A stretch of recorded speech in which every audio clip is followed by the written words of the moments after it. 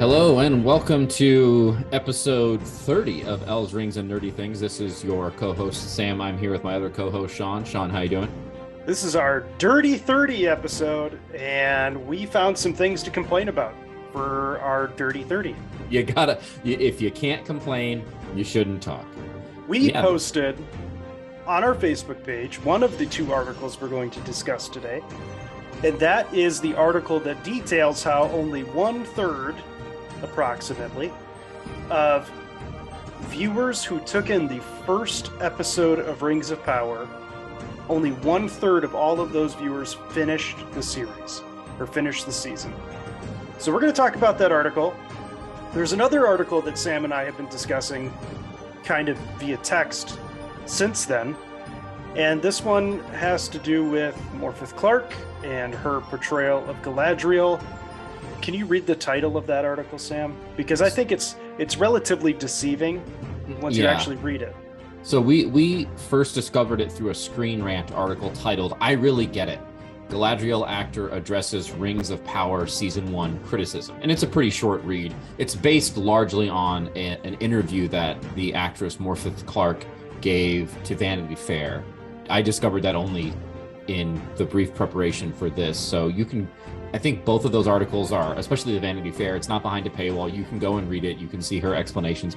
I might get into some of her answers in a pedantic manner. Sean will pull me back from the brink of going completely too far in.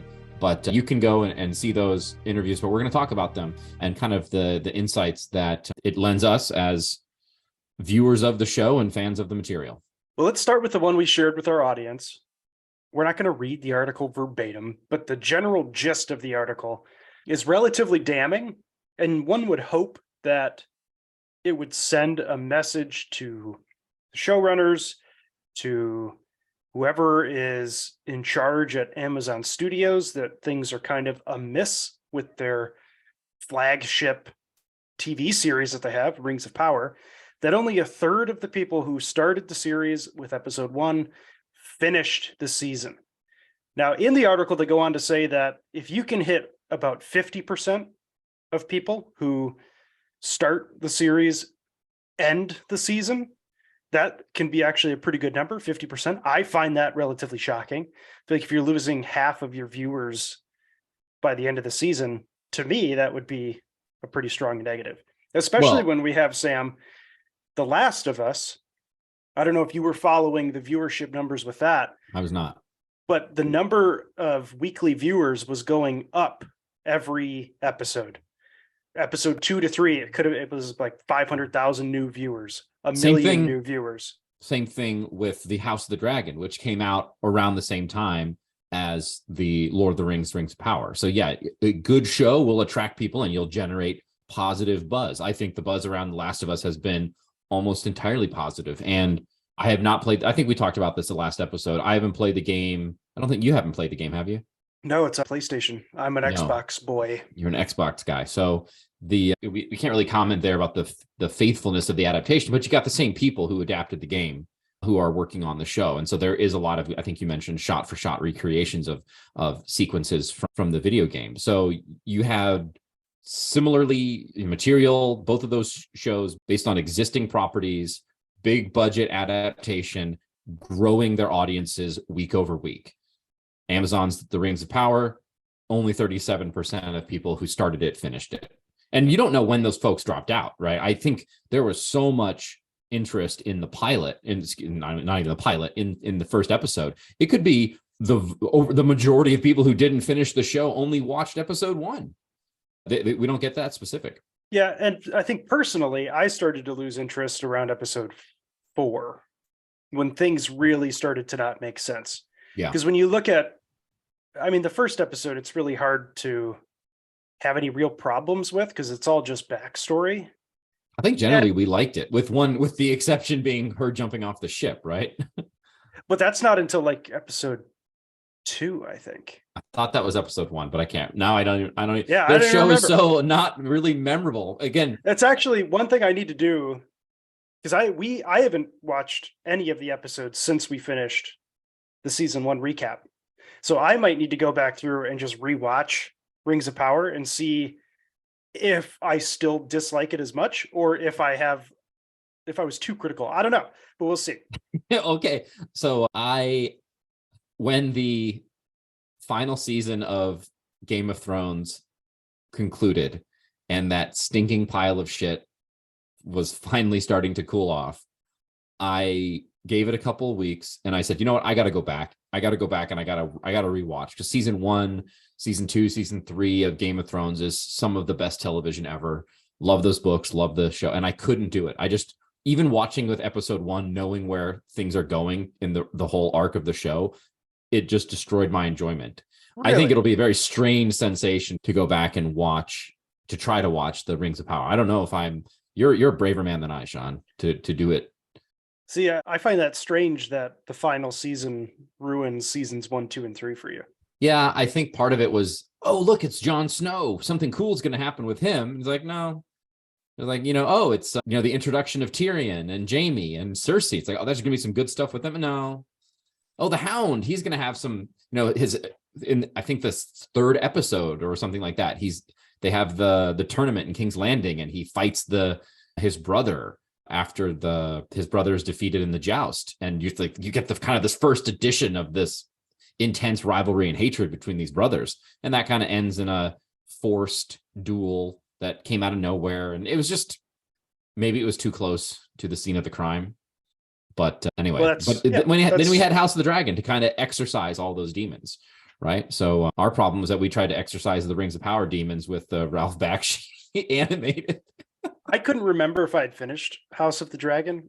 I really didn't get that into it. I thought it was a fine show, but I didn't leave House of the Dragon. Like every episode that I watched, I didn't go, I really can't wait for the next episode. And I watched it when all of the episodes were out already. Okay. So I did not binge. I thought the show was fine. It didn't really get me like the first couple seasons of Game of Thrones did. Yeah. But, it just is what it is. Well, no, go ahead. I don't know if people are underestimating or not giving enough credit to, because I think people do give a lot of credit to George R.R. Martin. The dude knows how television works. He was a television writer for years. I think even before he published the initial books in the Game of Thrones, the Song of Ice and Fire series, and his involvement just took those initial seasons to a whole nother level of television. I mean, there's a reason it became a cultural phenomenon. House of the Dragon was good. I don't know if it reached the same heights, but we still got some interesting stuff coming up. I think they had to set a lot of the pieces on the board in season 1 with the time jumps and introducing these new characters and understanding the dynamics of the various houses. And now we're going to get into some meaty stuff with this kind of impending civil war. But we are way off topic because we're supposed to be talking about Amazon's The Rings of Power, and how 37% of American viewers who started the series did not finish. Now, for me, the most damning part of the entire article, when I see an article like this, you hope that the showrunner, the CEO of Amazon Studios would be taking this as a message that things need to change. And then there's this quote from the article. Now, this is from Collider.com. And they were reporting that Jennifer Salke, Amazon Studios CEO, said, "This desire to paint the show as anything less than a success, it's not reflective of any conversation I'm having internally." Now, who is she talking to? Well, she's talking to the executive producers. She's talking to the directors, the people who are responsible for running this show. She's not talking to any of the fans that dropped out from watching their TV show. Like, I get the critics enjoyed Rings of Power and had a much higher grade on it than the fans did. But you're ignoring so much feedback by saying, oh yeah, I don't know who's trying to paint it negatively, but all of the internal conversations we're having are, yeah, everybody here loves it. Well, they're locked in, right? Yeah. They're locked in for 5 seasons. So if to admit that it was anything less than successful, it would be to broadcast to Amazon shareholders, the CEO of Amazon, whoever is in charge of, the whatever whatever group would be in charge of your contract would be to broadcast to them that you're not good at your job. And I think there's a lot of, I have to imagine this quote is largely bullshit, or it reflects just the surface level conversations that they're having. It was successful because, yes, just look at the critics. Never mind the fact that, the critics were wined and dined and flown to London for a sneak peek premiere, and some outlets were given special access to production and all this other stuff, where we can question whether or not the critics were fully impartial in their rendering of judgments. And then but the audience is what matters. And if this were a movie that costed, what was the price tag for season 1? It was like hundreds of millions of dollars. Let's say this could have been a trilogy. If you had a third of your audience walk out at some point before your movie ended, you would be fired as the head of that production, right? 2/3. 2/3. Yeah. Excuse me. Yes. If 2/3 of the audience walked out, many of whom, and this is a suspicion, but many of whom probably walked out in the first 25% of your movie, you would be fired. And it wouldn't matter what the critics would say. Yes, maybe you'd get an award at the Venice Film Festival, the Golden Bear, which is what I do think that's the award at the Venice Film Festival. Or Cannes. Or, yes, Palme d'Or, I believe. But let's look at this numbers. So we said the critics had a much higher grade on the show than the fans. I personally really enjoy Rotten Tomatoes. The critic score was about an 83% for the season 1 of Rings of Power. That's such bullshit too. I'm going to give you a guess. I'm going to let you guess once. What is the audience score? Oh, on Rotten Tomatoes, 45. 38%. What's the percentage who actually finished the season? 37%. 37%. So, if I'm making a show and I want it to go 5 seasons, I'm not happy that it's just the critics. I would much rather have an 83% audience score and have critics pan it, because then at least the people who are going to see it, the masses, are enjoying it. You know what I'm saying? Yeah. But just that ignorance of, internally, yeah, we think it's great. Well, of course you do. Yeah. Nobody shit stinks, right? That's I want to know what Jeff Bezos thinks, because we know he's a huge Tolkien fan. He spent a ton of money to acquire the rights, gave them basically a blank check on production, and I can't imagine he's thrilled with the product. Apparently he loves the books and the characters and the world that Tolkien created. And the show, again, I think I mentioned this in our wrap up, if you treat it as a entry into the world of Tolkien and his legendarium, this is a far cry from what one would expect, and it fails to rise to even a minimum standard. If you look at it as a generic fantasy show, it was flawed, but not entirely terrible. It's pretty to look at. I can't imagine Jeff Bezos was enjoying this as the representation of Tolkien on the small screen with the Amazon logo in the bottom corner. Yeah, the CEO, she says what she has to say, right? Yep. I'm hoping that internally she is very clear that things need to change, because that 38% audience score is not cutting it. And the viewer retention is not cutting it.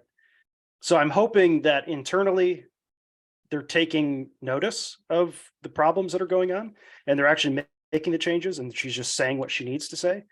But that's where the article leaves off. It goes on to talk about the new cast members that are coming on, and we've done an episode, I think in early December, when we found out that Joseph Mawley was leaving, but he will not reprise his role of Adar. But they go through and talk about the other cast who are coming on, and then they let us know that season 2 is currently in production with no release date set.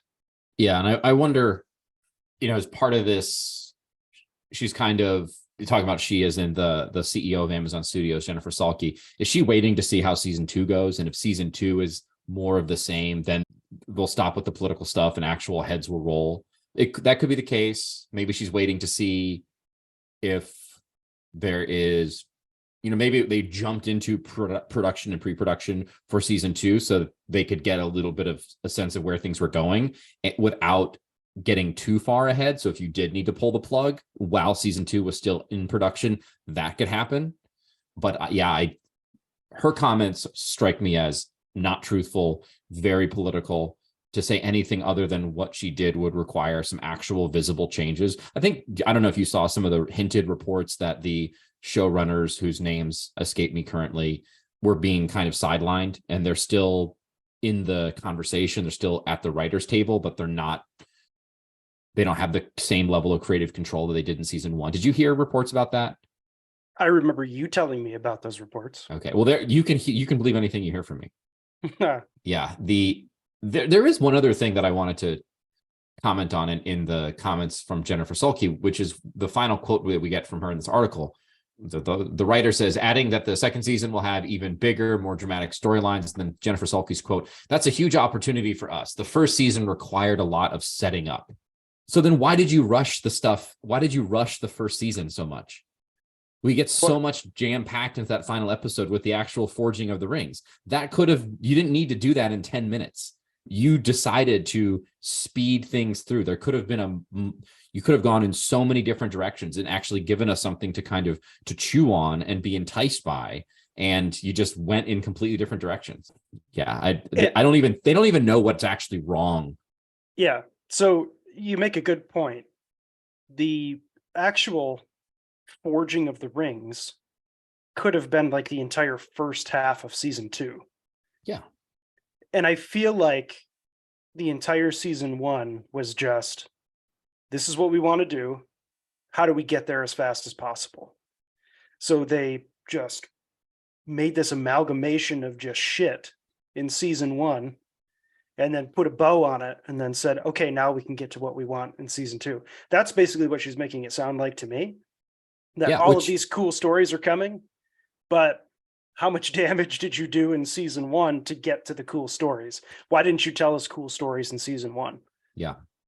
But well, again, because they knew that they had 5 seasons, there was no pressure to make a season 1. There was no pressure to make a pilot that could sell this series. There was no pressure to build an audience in order to get seasons 2 and 3 and 4, because you were guaranteed 5. I mean, there is a kind of an urban legend, which I don't think it's an urban legend. It is something that we will probably never see the original pilot of Game of Thrones. So apparently the original pilot for Game of Thrones was awful. Confusing, poorly written, just terrible. DB Weiss what are their names? DB Cooper and what the fuck? Benioff and Weiss. Yeah, Benioff and Weiss. Jackwagon. Yeah, I knew that wasn't right. Benioff and Weiss apparently showed it to some of their friends who were, Hollywood types, and the reaction was so palpably negative that they begged HBO for more money to reshoot certain scenes. I think they had to recast Daenerys Targaryen, and they did a bunch of revisions, did some script doctoring as a part of that, and then the revised pilot was what became episode 1, because they knew if that actual original pilot sucked, they wouldn't have gotten the series. And you had none of that pressure here. There was no oh, we got to do a really good job with episode 1. We got to have a tight script. We got to know where our story is going from the beginning, or this isn't going to work, because they knew they had this 5-season runway. And I know we talked about it because it's the same problem that Star Wars had with the most recent trilogy. There was no direction. They made the first movie, and the next director was just supposed to basically improv that story into a second movie. And then it just flopped because they had no sense of where the story was going. And then they had JJ just take the third movie and kind of put a bow on it and say, okay, we're done. Rey Skywalker. Rey Palpatine Skywalker. Apparently she's getting her own trilogy now. Which great for Daisy Ridley. Love her. Now, again, I with the new Star Wars stuff, people are shitting on this season of Mandalorian, but I'm actually enjoying it. It doesn't have to be about Din Djarin. It can also be about other Mandalorians. So I don't know. I'm enjoying it. But we're gonna pause here. I need to go feed my dog. And then we can pick up with the second article when I get back. It'll take me like two minutes. We are taking a pause. Insert pause music.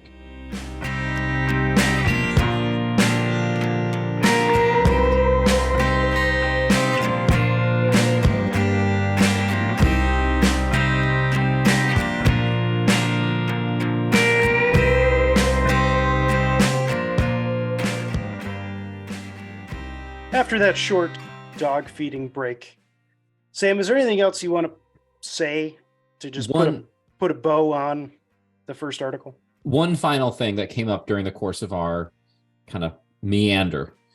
You mentioned the Star Wars trilogy, the new Star Wars trilogy, and how you had Force Awakens, soft reboot, and then you had The Last Jedi, which scrambled everything. Last Jedi, similar to the Rings of Power, well received by critics.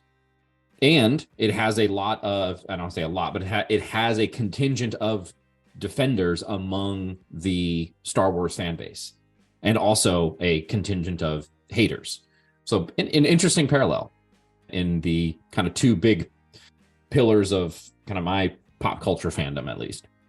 But shall we move on to the Galadriel articles? Yes, which is another just... When you read the title of the second article, it gave me... So you sent it to me in a text, and I sent the gif of Kevin Malone back going, well. And then I actually read the article, and I was like, she doesn't admit to anything. She doesn't understand the criticism. So you give a little debrief on the article. So the article that I originally found was a Screen Rant, as I mentioned, and it's based on a longer Vanity Fair article with Morfydd Clark, the actress who portrays Galadriel. The inspiration, or the quote that was used for the title of the article, is her responding to maybe criticism about season 1 and Galadriel in particular. And this is where I will read word for word because it's important to get her words. That's what we're reacting to.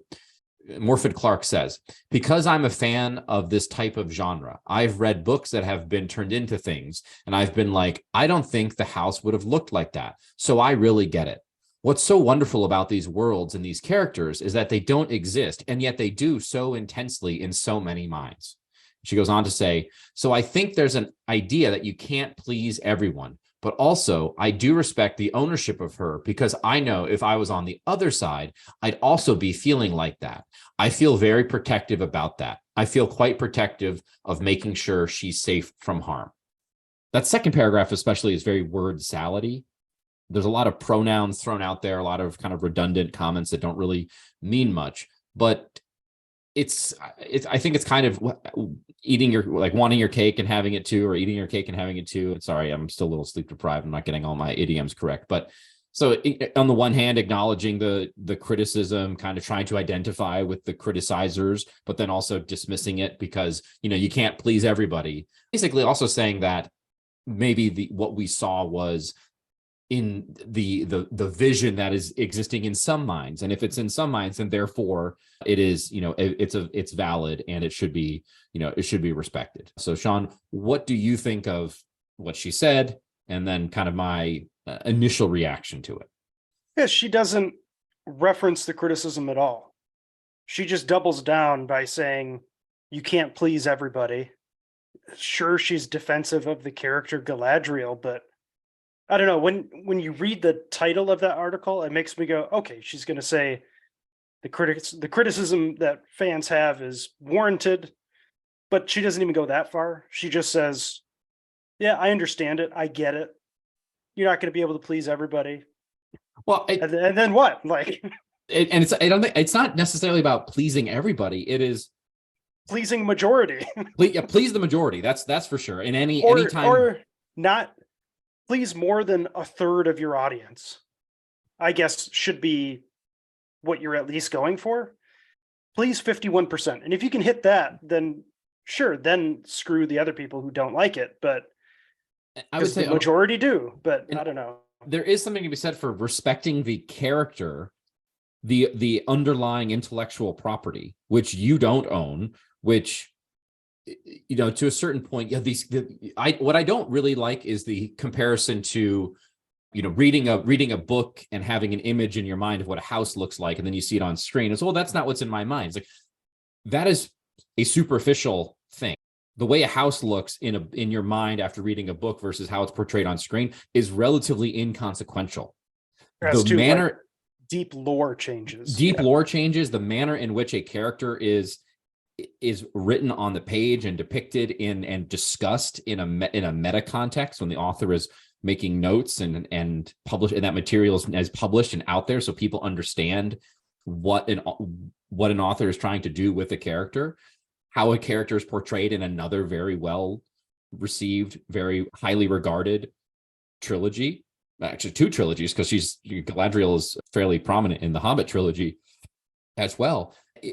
It's not the house looking different. It's the character was written, portrayed completely differently from the character that we have in the lore in the movies. And that is not that cannot just be kind of hand waved away as, well, you can't please everybody. There needs to be some acknowledgement of the departures.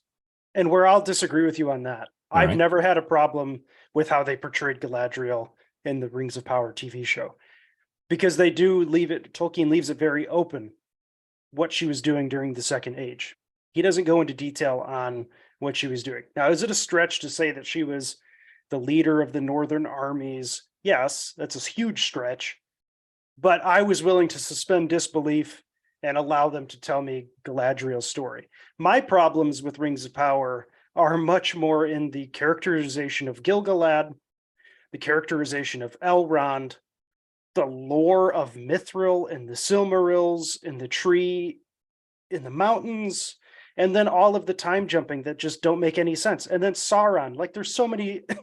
No, it's a like, shit salad, right? Yeah. So what I'll say in sum is the characterization of Galadriel doesn't bother me.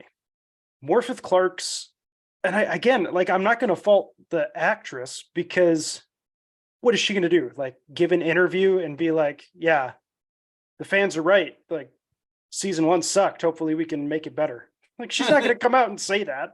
No, I mean, and that's kind of the frustrating thing, is they've got this huge gap between the wrap of season 1 and the release of season 2. They can't give us a bunch of details about season 2 because, quite frankly, I don't think that they really knew what they were going to do. And they're still in the process of creating it. There's embargoes over all interesting details. So they have to do something to stay relevant.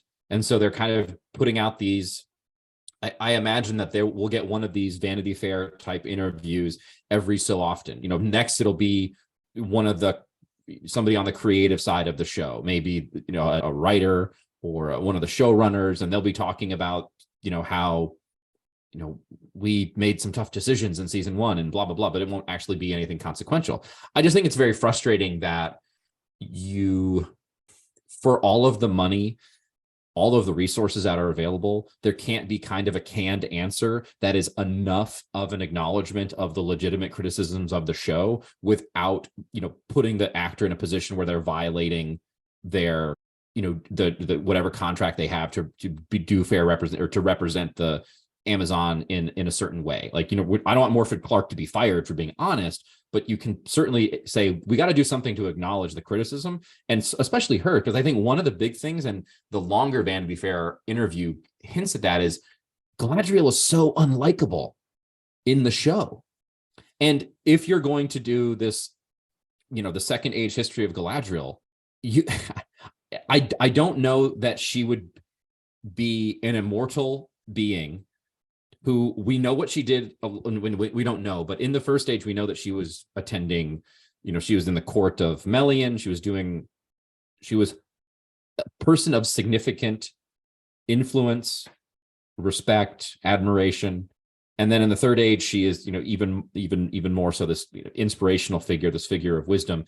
In the Second Age, I don't think she would have gone through a period of being intensely dislikable, right, and making really bad decisions. And so I think if you're going to do this unwritten history of Galadriel, you still needs to be consistent with what she was before and what she will become in a way that's believable for an audience that really doesn't have a concept of what it's like to be alive for 5,000 years. I mean, yeah, I don't have much more to add on this article. Just that it was really disappointing to think that I was going to get something and then read it only to find out that it was just a super sugar coated response. Yeah. I mean, I won't go into my thing about how they're really kind of tiptoeing around the fact that she might not have read the books. Oh, thank God. Before we started recording, Sam went all aluminum foil, tin hat, and it was probably like a 10-minute long spiel that you gave me. That thank you for coughing in the middle of our recording. I had a raisinette earlier, and I got a little of the. I am not editing that out. That's fine. Shout out to my wife for picking up both raisinettes and goobers at the store today. Had not had a goober before. It's a chocolate covered peanut. Who knew? Well, avoid them next week. Sure. I will say one thing. If I'm the showrunners and I am going to spend a $500 million and adapt material that is loved around the world, I'm going to ask my lead actors to read the material upon which the show is based so that they can inform their performances with what is on the page. And it would have been fitting in this interview when when Morfydd Clark was talking about her past experiences with the book to reference rereading it for the show or going back to the book and getting inspiration for her performance from Galadriel on the page. But we don't get that.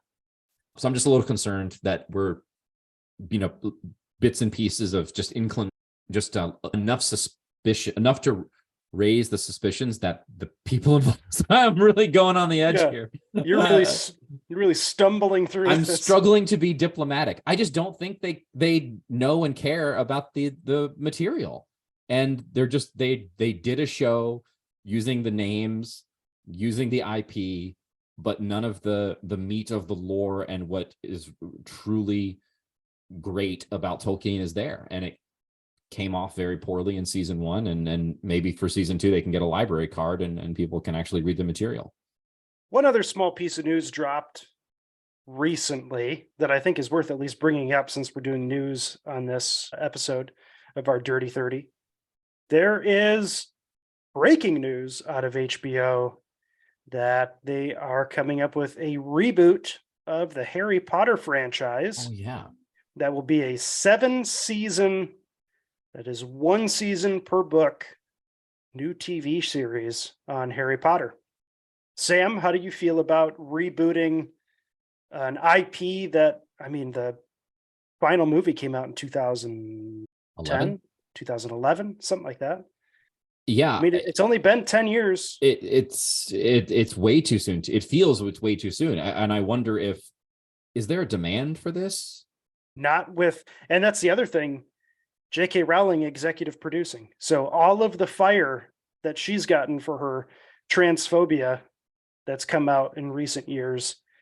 Hogwarts Legacy, the video game, was kind of boycotted by a fair number of people because of J.K. Rowling. I think it still did really, really well, though. Oh, it still did phenomenally. Yeah, but I think I wonder if HBO was looking at how that video game would do before they made a commitment, right? But the difference to me, though, is a video game. I highly doubt J.K. Rowling was as instrumental in its creation. If she's executive producing a series based on her novels, the 7 or 8 books that she wrote, I'm sure she's going to have a very heavy hand in the series as it's coming out. So, yes and no, right? The books are already written. The movies have already come out. I guess if you're going to stretch the Harry Potter and the Sorcerer's Stone, or Harry Potter and the Philosopher's Stone, as it's known in the UK, how the hell are you going to make a full season of TV out of that book? It is 300 pages written for children. It's just, there's not a ton there. So maybe they're going to do something like they're going to give it the Hobbit treatment, right? Where you take a children's book and you just expand it. Just expand it and do all of the stuff that's happening. We're gonna, the troll that they discover in the girls' bathroom in the basement, they're probably gonna go into a whole 45-minute long segment about that guy and where he came from and what his life was like. And we'll get a whole episode with Aragog and his spider family. It'll be all on subtitles and it'll just be clicking, clacking spider noises. Yeah, I don't know how there's enough material to do 7 seasons. And like Rings of Power, is it smart to announce from the get-go that you're going to do 7 seasons? What if people just get bored and are tired of Harry Potter because the movies are on every weekend? Seems like every weekend is Harry Potter weekend. Well, I don't know. I feel like with a property like Harry Potter that has a beginning and an end, Lord of the Rings has a beginning and an end. Like if Peter Jackson came out and did the first movie and was like, well, we'll see how the first one goes, then we'll make a second or third, maybe. Like, I don't know if that would track. I get it, right? You got to announce it. But we have a series like Rings of Power. There is no, I mean, you could do Rings of Power until whenever. I mean, there's not really like a real definite end. Well, we know the big dramatic points, though, right? I think the issue is people who have read the books or even seen the movies know eventually Sauron hand, Sauron dies, ring comes to Isildur dies, ring goes to river. How they get there is where they're going to have all the opportunity to piss us off in the world. Yeah, but to your point, it's been 12 years since the last movie came out. Do we need another screen adaptation No. Already? I think this is kind of just an indication that Hollywood is really running out of ideas. And even within the Harry Potter universe, have you seen any of the Magical Beasts films? We could do a whole episode on how those failed and how bad they were. Just terrible. I mean, and I think she was involved in those 3 films as well. So it's not a guaranteed thing that you're going to, sprinkle some J.K. Rowling pixie dust on the series and it's going to be great, which again is why it's very dangerous to announce 7 seasons, because if it kind of sucks, just you're going to be locked into, however many years, because it's not going to be 7 seasons, 7 years. It's probably going to be like 7 seasons in 10 years or 12 years, given how production just kind of bloat. So yeah, it's going to be tough. Then to have a second person play Harry Potter, and yeah, it's going to be weird. And I don't see it. I don't know how it could be as loved, but I'm sure they're going to find a way to make their money on it. The one fan casting that I saw that I would be really excited about is Adam Driver as Snape. Oh, yeah, that'd be great. Wouldn't that be awesome? That would be great. And that's episode 30. Hey, there's another piece of news, man. There's more? You have more? What we were talking about, the Harry Potter stuff reminded me that I think HBO also announced that they've greenlit another Game of Thrones prequel show.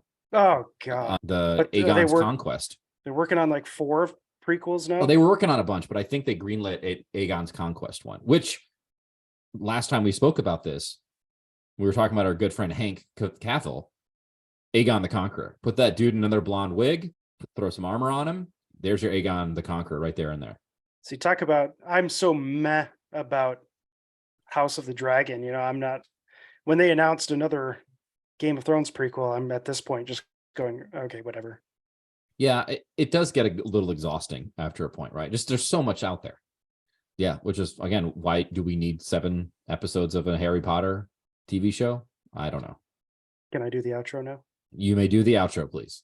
That was our Dirty 30 episode of Elves, Rings, and Nerdy Things. You can follow us on Elves, Rings, and Nerdy Things on our Facebook page. We have email. You can email us at elvesringsnerdythings@gmail.com. We have a subscription on our Buzzsprout website, which you can find on our Facebook page.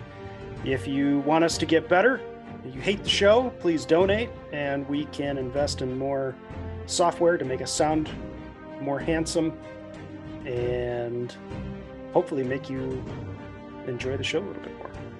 All right, everybody. Sean, great to talk to you. We will see you all in the future. Yep. Bye-bye.